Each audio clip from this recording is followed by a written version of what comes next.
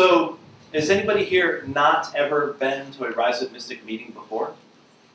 Okay, so a couple. All right, I'll tell you who we are first, and then if you want to come again, you can. So, I'm Jason Hine, and we started Rise Up Mystic coincidentally, right after the election of Donald Trump, when we realized that there were a number of us that came together because we were pretty concerned about a lot of things that we predicted would happen. We predicted that climate change would be ignored. We predicted that healthcare policies and programs would be slashed and cut, that education would be slashed and cut. We were right about all of these things. We've been really losing sleep over it. And so right after the election, we were bombarded with members, and our membership grew very, very quickly. Since then, we've just kind of dug in and done some good work. But I suspect in 2020, as the election approaches, we'll probably grow once again. And if you come to our meetings in 2020, you can expect to have many local candidates attend those meetings. We'll certainly have also many folks at the state level will attend our meetings as well. Certainly people from the governor's office will be here. Denise Merrill was a regular for a few meetings, and others as well. So if you want to be involved, 2020 is a good year to be here. And we'll let you know when that is. So I'm going to ask a question, and then I'm going to not let you answer it. So I'm going to ask a question, I'm going to ask you to think about it, and then I'm going to ask it again at the end of our meeting. And then if you have some ideas to share, I would like to help you, but I want to ask you now so you can think about it. Don't you hate when people ask you a question, and you're like, oh, I don't know, and then they move on, and then after 5 minutes you have some great answers, but you didn't get any time to think about it. So I'm going to give you time to think about it. Here's the question.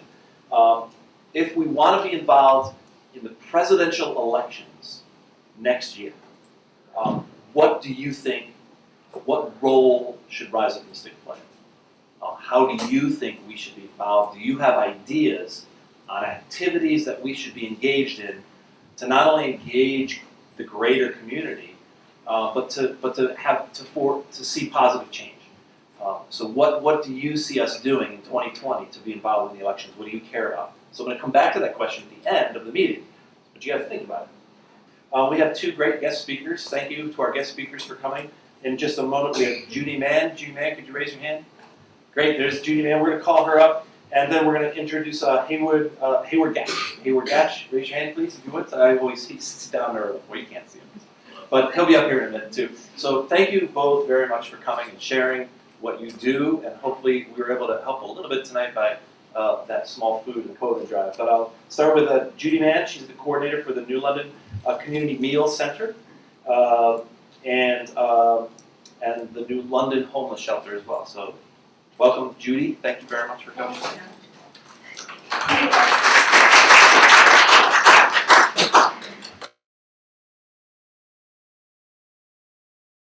So, I'll tell you a little about the New London Community Meal Center, which we used to call the Soup Kitchen for all the years until it became incorporated and then became the New London Community Meal Center. So I've been a part of it from the very, very beginning, and that's, I would say, 35 years maybe. And we started off doing meals, lunch and dinner, Monday through Friday, and Saturday night, and Sunday night. We have since given up Saturday night. It's too difficult to get volunteers to help on Saturday evening, but we are open on Sunday evening. During the day, Sunday, there's a Spanish church in New London that does serve a brunch on Sunday.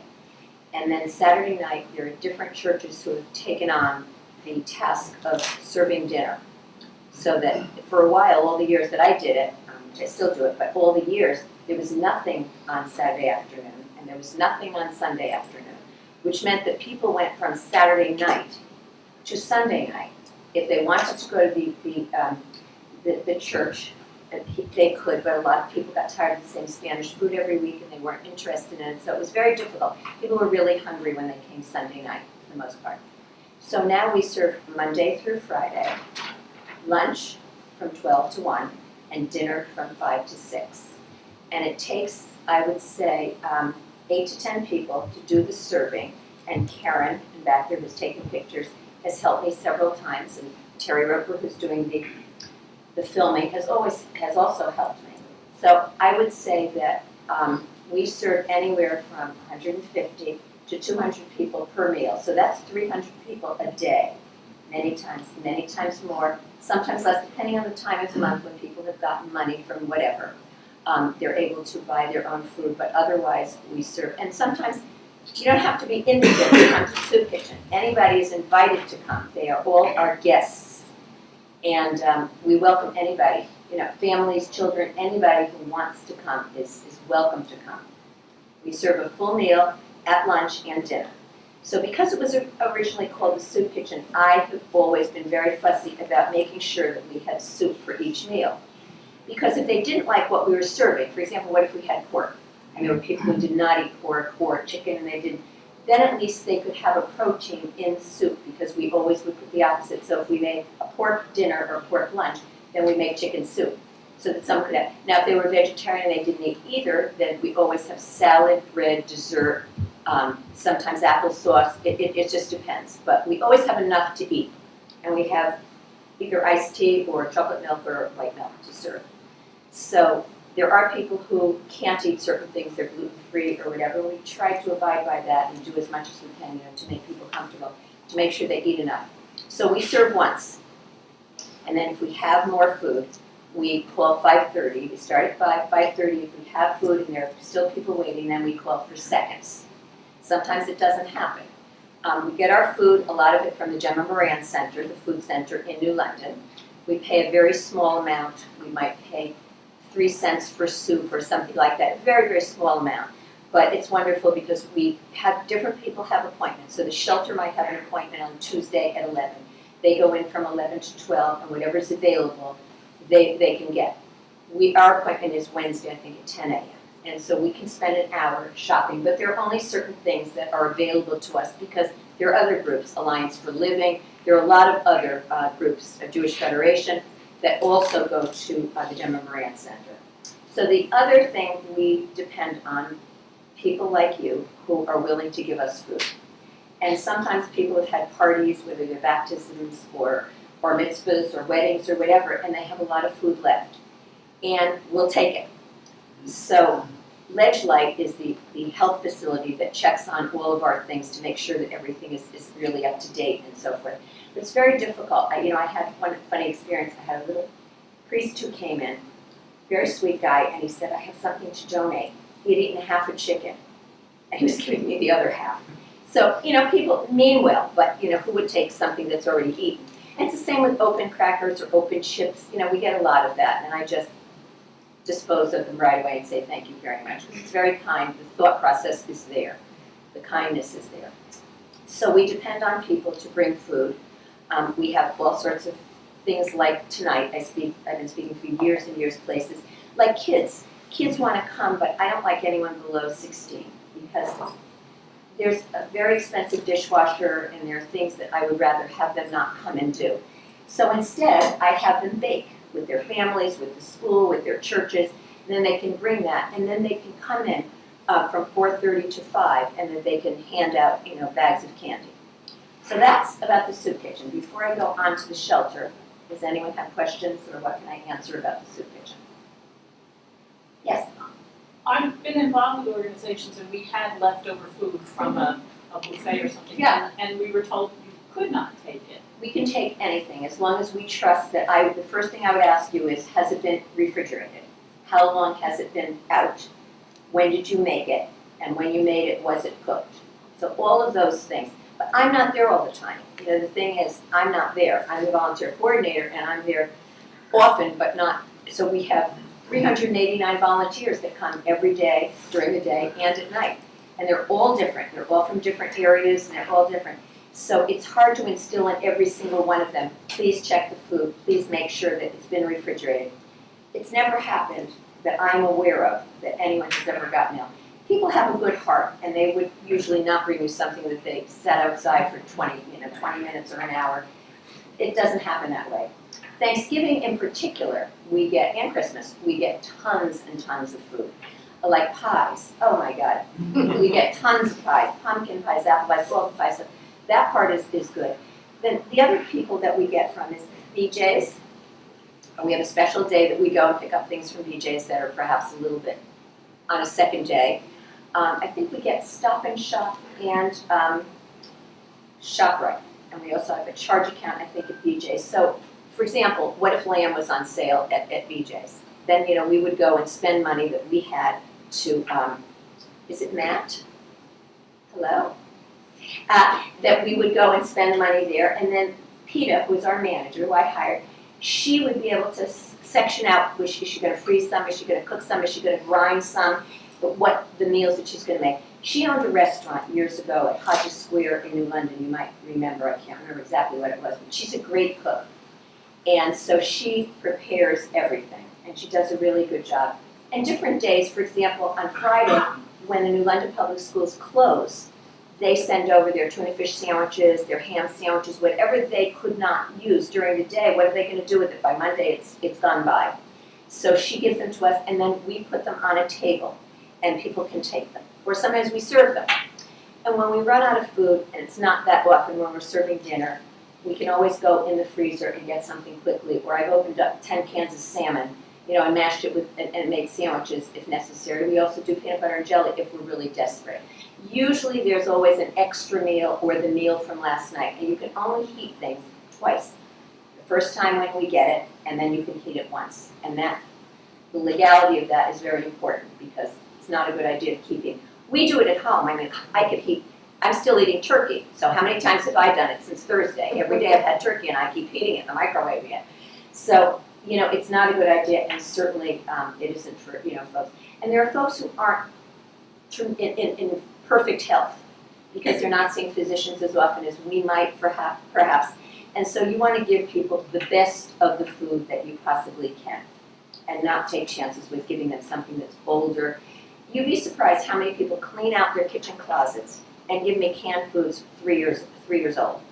Why do they think that we, who work there and who eat there, why would we want to eat something? If you aren't going to eat it, why would you give it to them? You know, that's just wrong. But it happens all the time. So when people give us, it's like Amanda's closet. Their aunt died. They're cleaning out the closet. Now, how many people have heard of Swan's Down cake mix? You have to be 70 to have heard of it, right? I can't tell you how many Swan's Down cake mixes I have had. You know, things that they stopped making 40 years ago, they're bringing to us because they were in Amanda's closet. So we have to be really very careful. And Ledge Light comes in to check on us, doesn't tell us when, they just show up. Mm-hmm. So I remember once they showed up and I didn't have a hairnet on.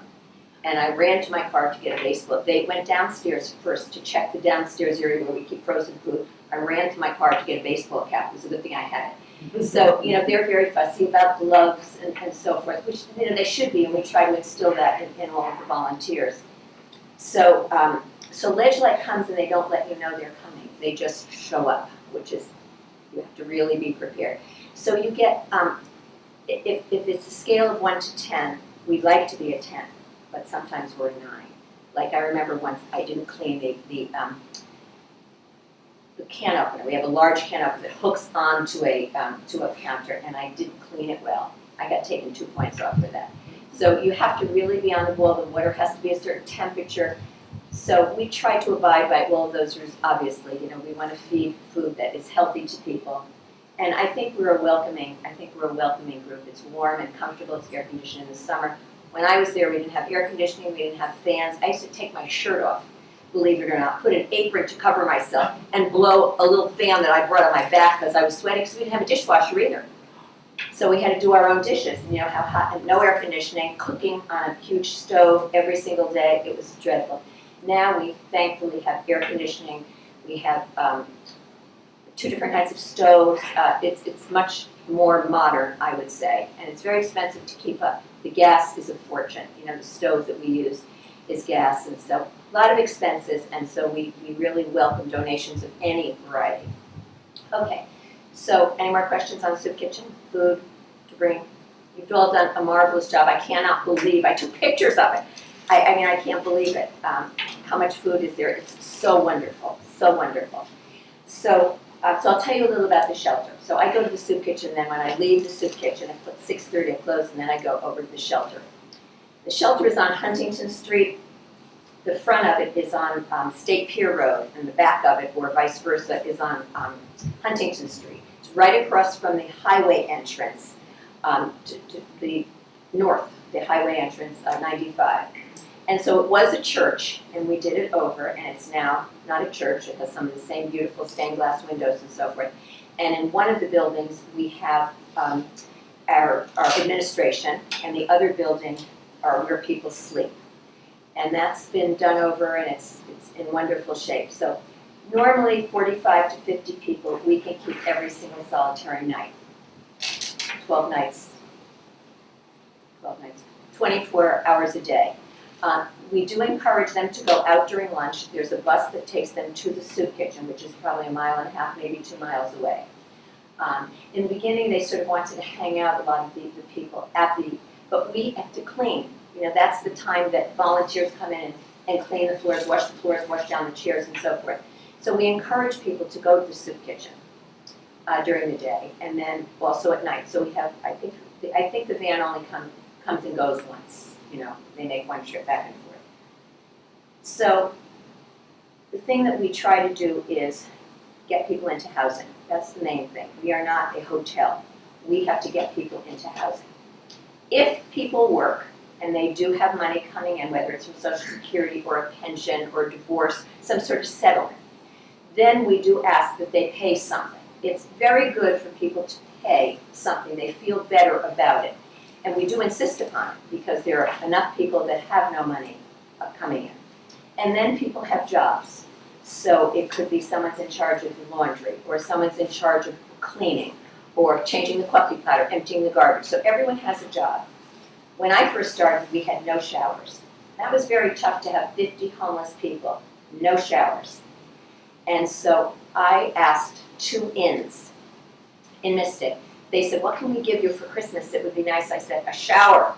And so I found someone who so instead of having 2 bathrooms, we were only able to use one, and in that bathroom, they put a real hand shower like you had years ago, but it was still a shower. And then we'd make a list and people would have a chance to use the shower. Now, since we've moved over here, we have 2 or 3 showers, and bathrooms are modern and wonderful, and so it's a whole different place. So volunteers, like yourselves, like me, come in the evening and give a snack. You don't have to give a meal because everyone should be coming to the soup kitchen for dinner. However, it's not that way. People are either getting out of being incarcerated, or they're getting out of a psych ward, or they're leaving a home, or they've just gotten a divorce, and they don't want to be with other people because you have to sit with other people. And some people are very funny about sharing a dinner table, even if it's for 4, with people that they don't know. People like to sit with people they know, and if they're new, they don't want to. So therefore, those people are hungry, so they don't come to the soup kitchen. So it's important that we have something a little more than a snack. Now, the first time I did it, which was 15 years ago, I guess, I started bringing a regular meal. And I remember a lot of the people said, you're making more garbage and you're taking away people who are supposed to be going to the soup kitchen. I said, look, there are people who just aren't going to go. And what are you going to do, have people be hungry? That's just not fair. Well, we have people who bring cookies and candy and that. I said, that's not a meal. And some people work. Lots of people have jobs, you know. People from the soup kitchen and the shelter have jobs. And when they have jobs, they sometimes get out of work at 5:30, 6 o'clock. What are they supposed to do about dinner? So I started bringing meals, and then other groups started bringing meals. So we have a couple of churches, and we have a couple of just people who are not affiliated with anything. They bring a meal. So we bring chili on Monday night in the winter. We either bring chili or I buy 5 rotisserie chickens and I cut them up and I put them in. They happen to like potato salad, mixed in potato salad. Who knew? I would have put it in macaroni salad. They didn't like it. They like potato salad. So we do that. And then in the summer we do pasta salad like with tuna or something like that. Now we have an alternative. If someone's allergic to tuna, you know, we'll just give them, we make some plain pasta for those people. So the Naval Base comes with a meal. The Coast Guard Academy, they come with a meal. Oh my God, they have trays and trays of food. No one stays necessarily, I don't think, that many can stay and serve. Connecticut College comes.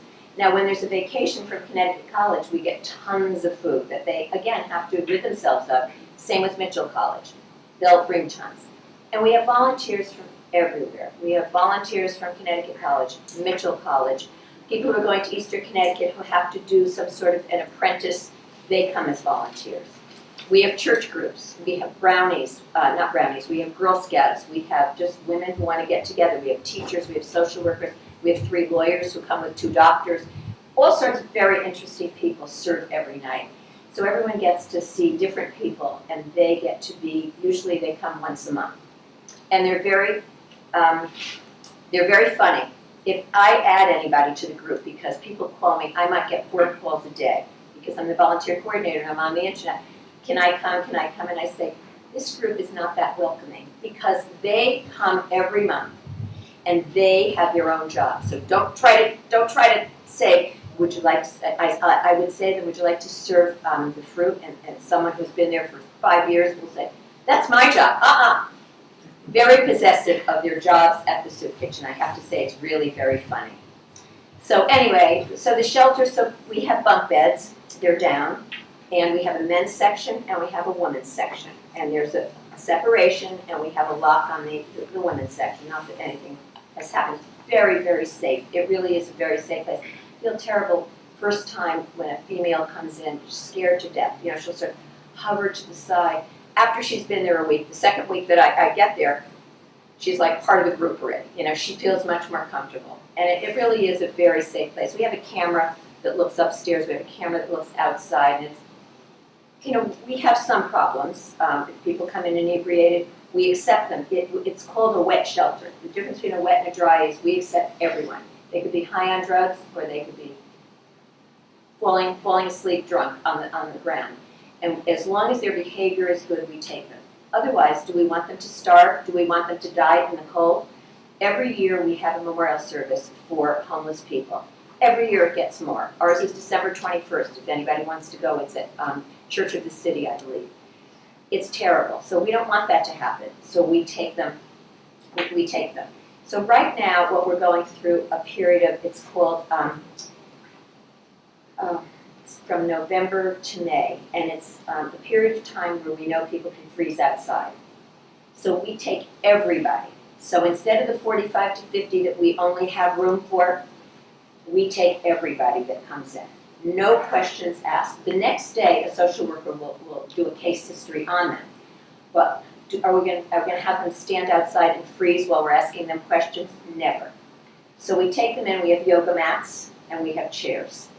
And unfortunately, they can sleep on a chair or sometimes just on the floor, or they sprawl on a desk. But it doesn't matter. It's a warm place for them, and it's a safe place. And we'd much rather have them there than out on the street. So we try to get people out in a short period of time. We try to find housing. We have different administrative help. Someone is in charge of housing, someone is in charge of talking to landlords, paying the rents, and we usually try to pay either the security or the last months or something to help these people. That's why money donations are always very, very important for us. And I'm not sure that there's anything else. Anyone have any other questions? Any questions about the shelter, sleeping overnight? Who can go?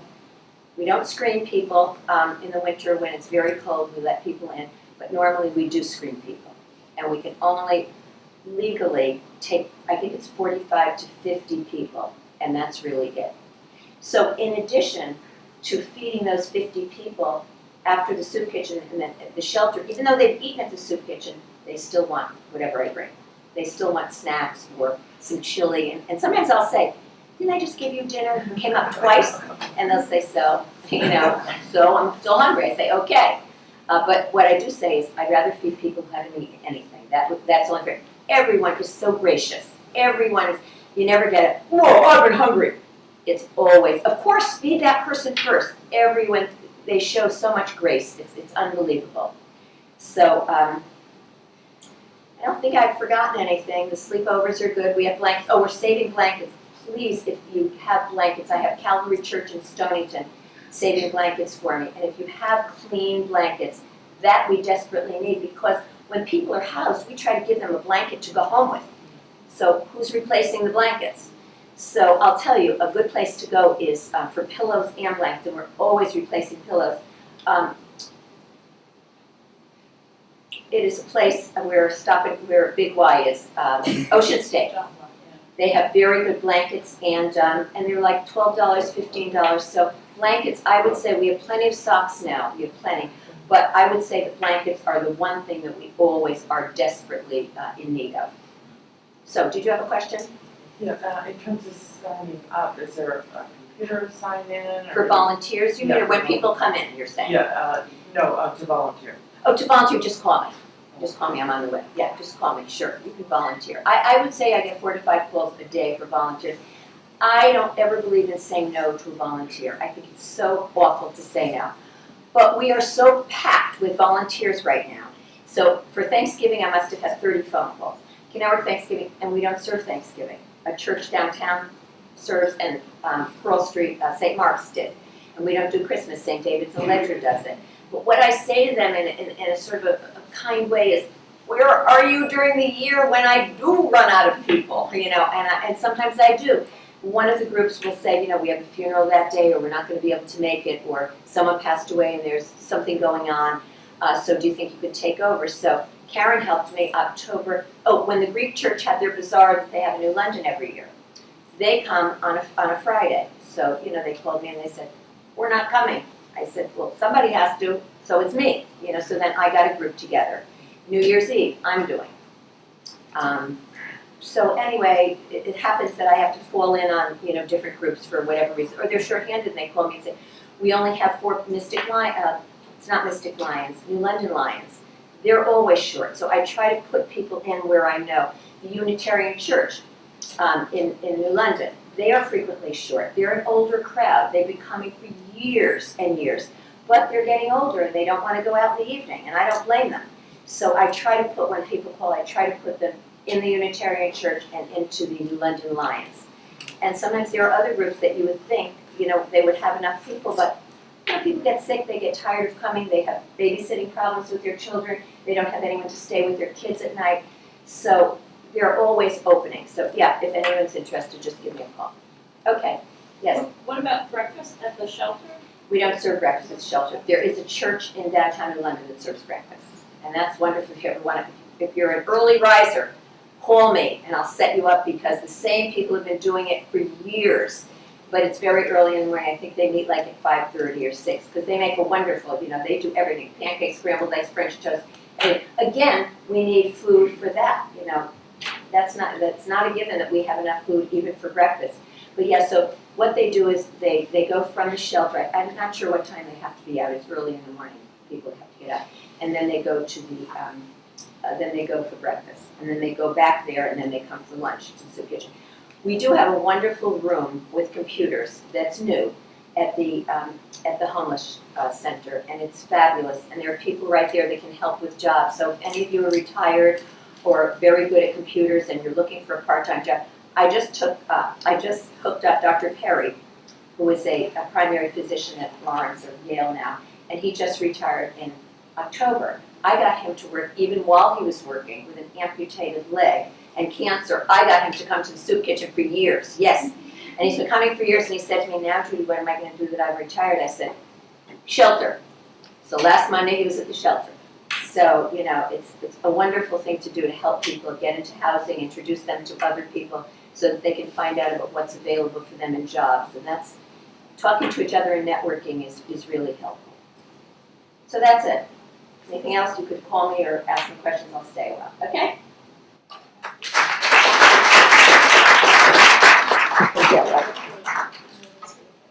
Judy, I had one question. You said you accept cash donations? Of course. So you'd accept them tonight?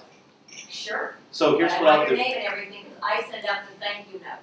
I'll tell you something else that you can sometimes do. This is what happened. Stonington Pizza Palace, which is sort of near my store, Angelo owns it. And anyway, he called me yesterday and he said, I know you're going tomorrow night to the soup kitchen shelter, which I didn't go tonight because I'm coming here, but I had someone do it. He said someone ordered 2 huge things of pizza. They're like 50 pieces in a box. And chicken tenders for $40. And he said, it was the wrong week, it's for next week. So do you mind taking it? I said, do I mind, honey? But I had to empty my refrigerator out of all the food. My husband went and picked it up, and I had to empty my refrigerator and put all of it in. And then I had someone bring it over to the shelter tonight, and then we'll reheat it in the microwave. So again, if you have a party, and you have a lot of food left, I'm not saying half-eaten potato salad, but I'm saying if you buy 7 chickens and you have 3 left, give them to me. Well, then what I'll do is we often ask for a small donation, but we don't want any big donations because we don't have that many expenses. We just have a website, some office supplies. But I'll pass this around, one to each side. If you want to give a donation. Don't feel committed, honestly. Well, any donations will go to Judy's organizations tonight. So we'll just turn the cash directly over to her. All of it will go to her. So if you'd like to do that, we'll pass this around right now. And then maybe we can buy some of those blankets. So I'll do one over here and one over here. Please, no chicken nuggets in here, though. These are just cash. And thank you so much for all of the food that you brought. It's really wonderful. I can take pictures of it. Yeah, I mean, that's one of my favorite things about RiseUpMystic meetings is that sometimes, and I encourage people in the audience to do this, find the person that's on the front lines that you connect with. Nicolette's here.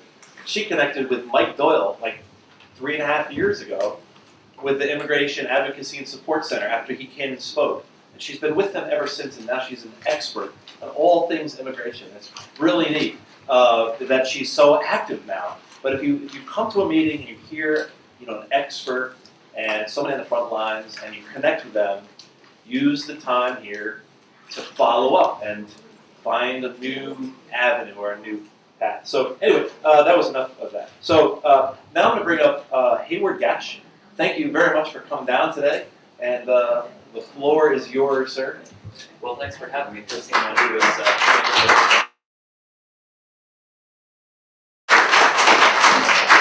there are a few more of us actually. We have a couple of our medics as well as one of our original founding members, so they're all going to come up as well. And first we'll all introduce ourselves, and I'll give a bit of an intro, and we'll each get into what it is that we do as part of the organization. Come on, folks, take up some room. Oh, sure. So I'll start off. My name is Hayward. I'm a co-founding member of the organization, and I was drawn to this group because I wanted to do something. Some of you may be familiar with the idea of wanting to do something, not sure what, then finding some people and doing it. My name's Adam. I'm also a co-founder of the New London Mutual Aid Collective. I'm one of the members of our street medic team. I met with Hayward probably 2.5 years ago now, and we very quickly sort of clicked as people, and we started realizing that there were a lot of needs in our community that needed to get met in a more direct and more accessible fashion for a lot of folks in the community. There are folks who can't use the shelter for various reasons, trauma or family history or felonies or whatever the case might be. There are people with various health needs that are not going to have access to the hospital or to the hospice center or to whatever the case might be. There are people who need direct food outside of the soup kitchen context.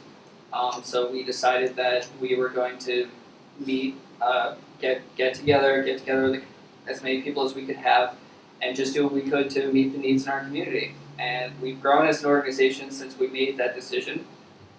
Certainly learned to improve our techniques and so on. But the work's been going on. And we have added members as well. My name is Hallie. Anyone can call me Omi. That's what I usually go by. I am the other member of the street medic team for New London Mutual Aid Collective. I joined over the summer because I also felt the need to do something direct. I needed to take direct action to change things that I was absolutely not okay with that were going on both in my direct immediate community as well as extended community.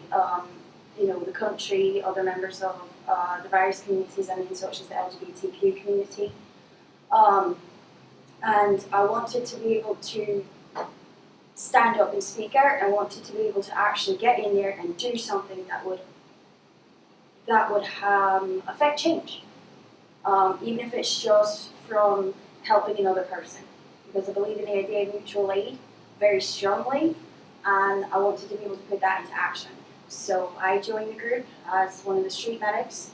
I herbalist, strength injured, etc. And I'm absolutely loving that. We go around and as street medics, we go around and we patch people up when they need it, make sure people are hydrated. We do a lot of teaching people, individuals, small groups about the seasons, dangers, I suppose you could say, the issues that affect us during the people, those of us who are homeless, among others, about the things that they need to watch out for during that season, how they can avoid it, what they're looking at if they do catch it, how they can get medical aid for it, especially if it's more than we can handle. We do a lot of escorting people to higher levels of medical care, and as well as advocacy for people who, for whatever reason, were not able to connect with the services offered by the community for the things that they needed, such as insurance, etc. And we help be a voice for people who need that little extra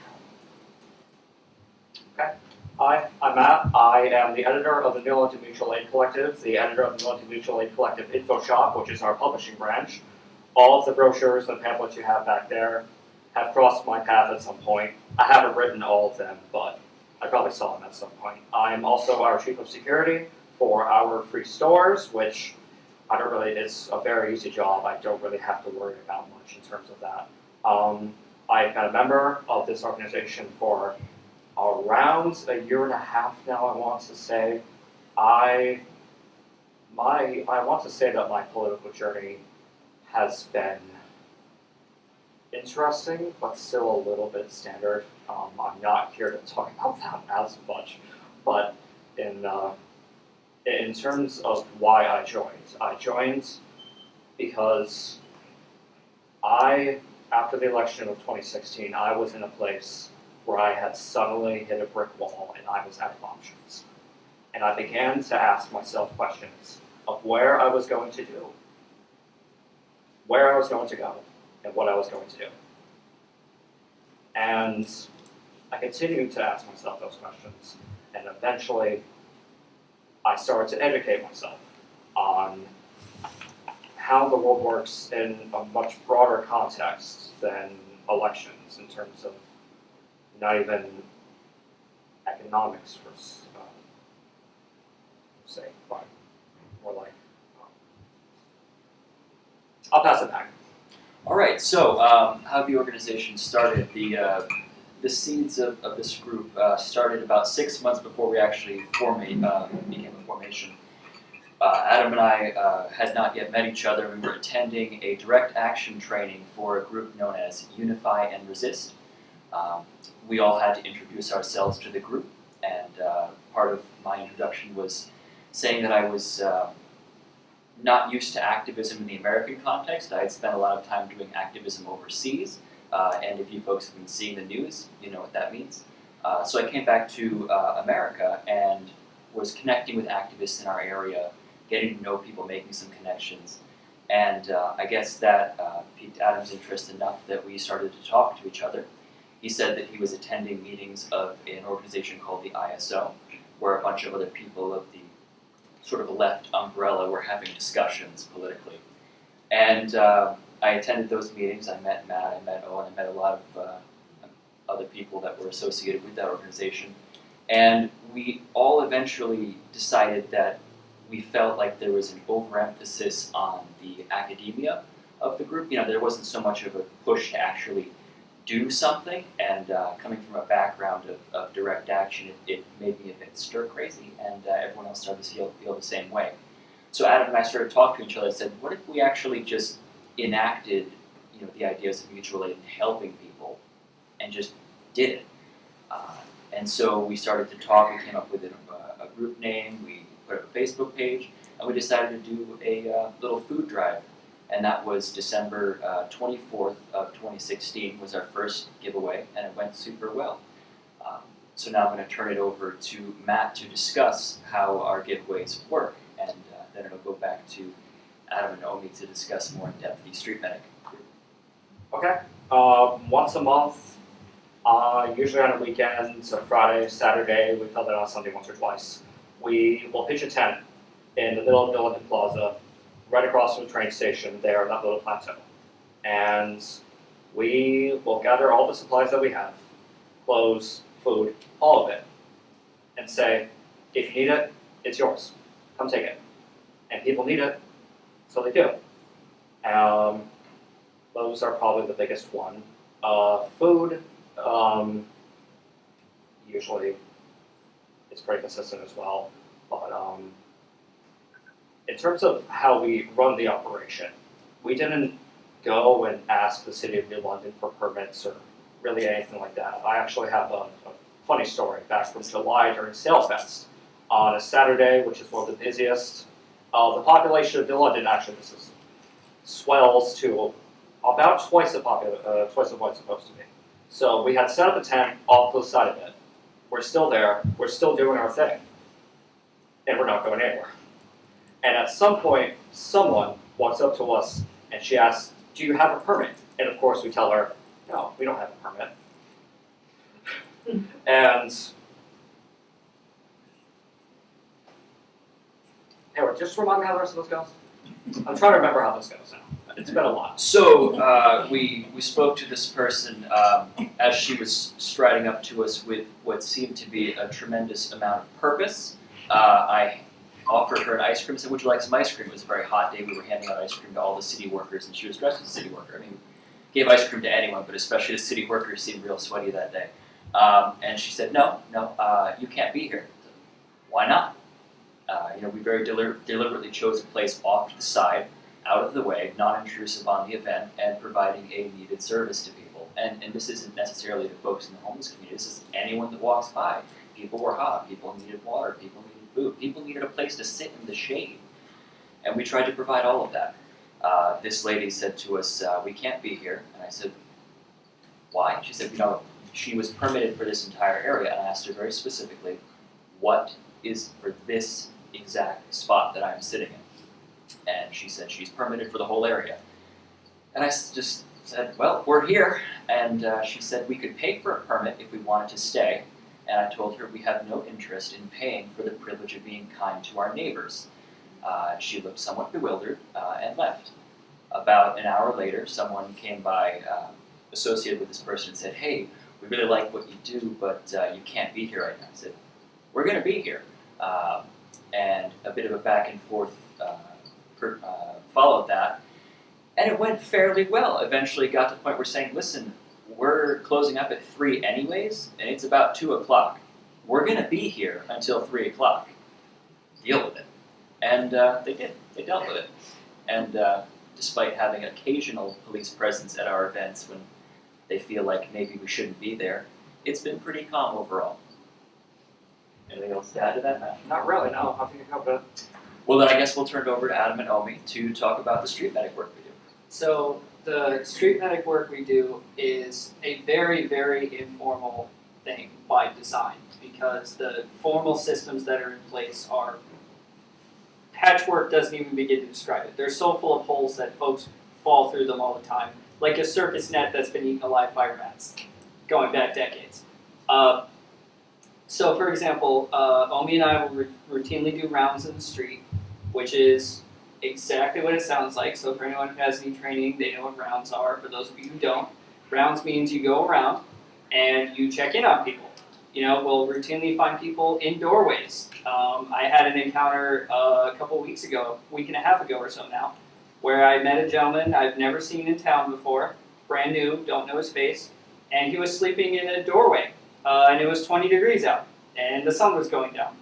So I introduced myself and the organization I'm with, had my staff on, assessed him real quick, make sure he's breathing, make sure he's alive, He was not very receptive to being woken up, which is understandable. Sleep deprivation is common among folks who are sleeping rough in the streets.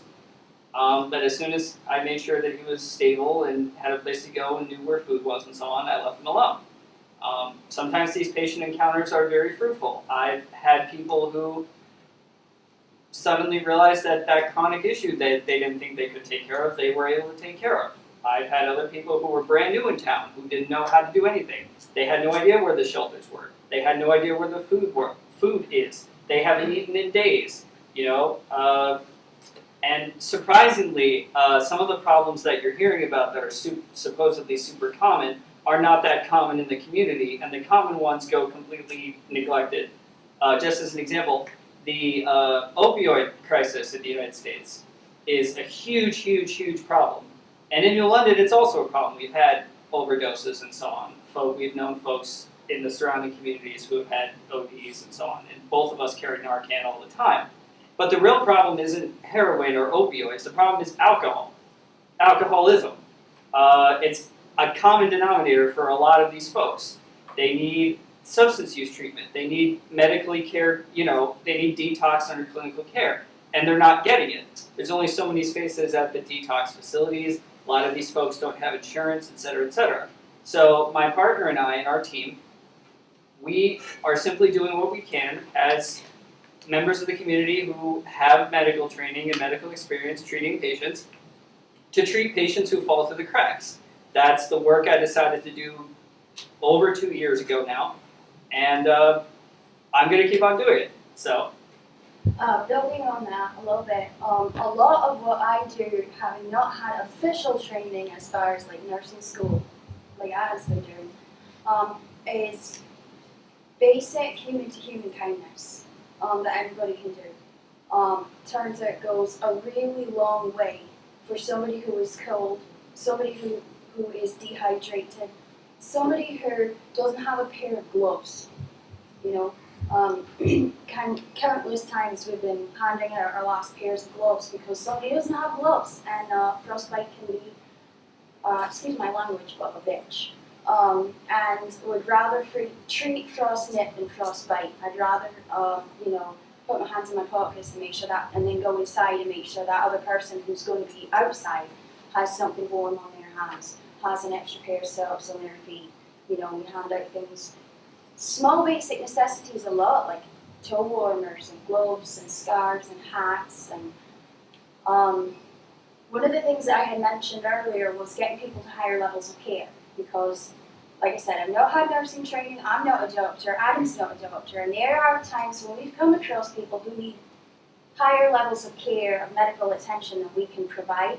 So that is one of the things we do, is making sure people have information and can, if needed, have us escort them to where they need to go, whether it be the hospital or to their doctor's office or even over to the hospitality centre, which now has, I see either Monday through Thursday or Tuesday through Friday, has healthcare workers come in so that people can be seen over on that side of town who can't get over to where all the other healthcare is for whatever reason. And they don't need to have insurance to be seen there either, which is one of the reasons I try to attract people over here a lot who don't have insurance, And like Adam said, getting information to people. Giving information and being kind is really like a lot of what I do. And it's a lot of what makes up what we do. It's just treating other people like Human beings. human beings, exactly. Yeah. That's it. Just treat human beings as human beings. Mhm. And it's amazing what you can accomplish. It's amazing. and I'd just like to bounce a little bit off of what Omi said too. A lot of the work we do is preventive. It's basic preventive stuff. It's making sure this person has enough food, that food is nutritiously healthy, it'll help them. Making sure this person gets enough sleep or has a place to sleep. Getting people out of domestic violence situations. I'm currently in the middle, not currently obviously right now since I'm talking to you folks, but when I'm not here, I'm currently treating a client who's in the middle of a really nasty domestic situation, who is unhoused. And I'm trying to make sure that this patient and their partner are both, safe, are not a threat to themselves or others. And I've had people, come to me who say, this person who's getting out of lockup is going to have these health problems, and I'm entrusted with confidential health information for people, because people have come to see myself and the members of my team as part of their continuity of care. We're at the lower end of that. We're not an emergency department. We're not a surgical ward or anything like that. But we can be a bridgehead to the rest of the healthcare system if folks have access to it. And if folks don't have access to it, then there are still places where in the community where they can go for the care that they need. And we're just there to make sure that if it can be nipped in the bud to not turn into a big expensive problem, then we'll take care of it if we can. And if we can't, we'll get you to someone who can. And I find that making connections has been a lot easier with those in the community who are most in need. When we are connected to the services, but we're also down at the same level they're at. You know, I personally, I live in a tent in the woods. I'm just as homeless as a lot of the people that I help. And when they understand that there's a level of connection there that has been helping, I know that has been helping me gain an ear, so that I can give them the information they need to keep themselves healthy, to keep themselves hydrated, making sure that they take their medication, even if it's just, I have a lot of people that I just every time I see them, hey, did you take your meds today? And that's all I need to ask them. Did you drink enough water? Did you take your meds today? You know, but also having had a lot of experience over the last few years up in central New York, working with in between the community members and the services that are offered. I would say there's a huge gap a lot of times. But getting that information and making those network connections to learn where those gaps can be bridged, anybody can do that.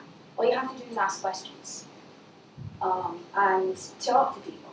You know, what are you in need of, or what do you offer, and how can I get it to people in need, based on my abilities.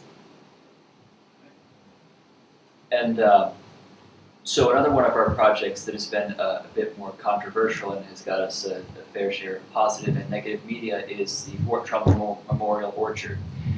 You folks may remember the Kelo versus New London case where eminent domain was used to evict an entire neighborhood of people, and it's been a wasteland ever since. And that wasteland for quite a few years now has been a site for us to do some of our gardening. A big part of what we like to do is take care of people, but also provide the means for a future that might exist outside of the confines and stresses of the system. And a big part of that is where your food comes from. Everyone here knows how expensive berries are, but not everyone here probably knows how easy they are to grow and propagate. Once you have one, you can make 10 of them if you know how. During our summer giveaways, we give out lots and lots and lots of plants, like hundreds per year. We also give out fruit trees. But we also put some of those fruit trees around the city, as well as some of those berry plants. And when we were working in the Fort Trumbull lots, we were using some of those as places to draw plants from for distribution. So we could grow a plant, start it, take a cutting, root it, and give it out. Eventually, we saw a project down in Georgia where folks had created a food forest out of a vacant lot. And we said, well, why can't we do that here? Some people might say why you can't do it. The law. Frankly, that's never stopped me, and it won't anytime in the future. We saw this vacant lot. It's been left there for 15 years. So I said, all right, I'll move my credit card, buy a whole bunch of fruit trees, and start planting them in the ground. I connected with soil health experts who gave us a lot of great techniques for bioremediation of the soils to help restore the health there and build it to a point where it becomes a self-sustaining, fully functional ecosystem. Now, we call it Fort Trumbull Memorial Orchard because, of course, it's the memorial to that loss of that community, but we use the word orchard because not everyone understands what the word food forest means. But the eventual goal is to provide what we would call a food forest. Now, that means you have fruit trees, you have nut trees, you have ground cover that's edible. You have all kinds of stuff growing that you can use and grow and take for yourself. We want to put crops there all the time that can work efficiently with the other stuff that's there. And the whole goal is that this stuff is going to be free to anyone. If any of you are familiar with fruit trees, you can see how much they can produce. Every year, I harvest twice per year a pear tree over in Rhode Island, and I get 70 pounds of pears every time I go there. What that translates to is I have pears until spring. Now, imagine that times 10, 50, 100. What can happen if you have that many trees producing food completely for free? What possibilities does that open up for you? If your food budget can be reduced because nature's literally dropping food on you, what do you have time for? One of the things that I personally like to do is reduce my dependency on the monetary system as much as possible so I can do activism. I can help people because I'm not spending all of my time just cranking a lever, pressing a button, or handing cash to people making change. I can do the stuff that I really want to do. And that type of freedom is incredible, and we want to offer that to anyone that we can. And like you said, the foundation for that is food. Most people don't realize that this system we have now was established by removing land from people, by depriving them of the rights to even harvest wood in the forest to burn. So if we can recreate a connection to the land and reestablish the bounty that most folks used to draw from freely, it's not hard to imagine where that can go. As of now, we have been allowed to be there. We suspect it's because the PR would be quite bad to demolish a newly planted orchard just so it could be a vacant lot again. But we're just going to keep on putting trees in and see what happens. It's very important to us to do good for people, and seems like not a whole lot of good's happening there now, and it provides us with an opportunity to do something.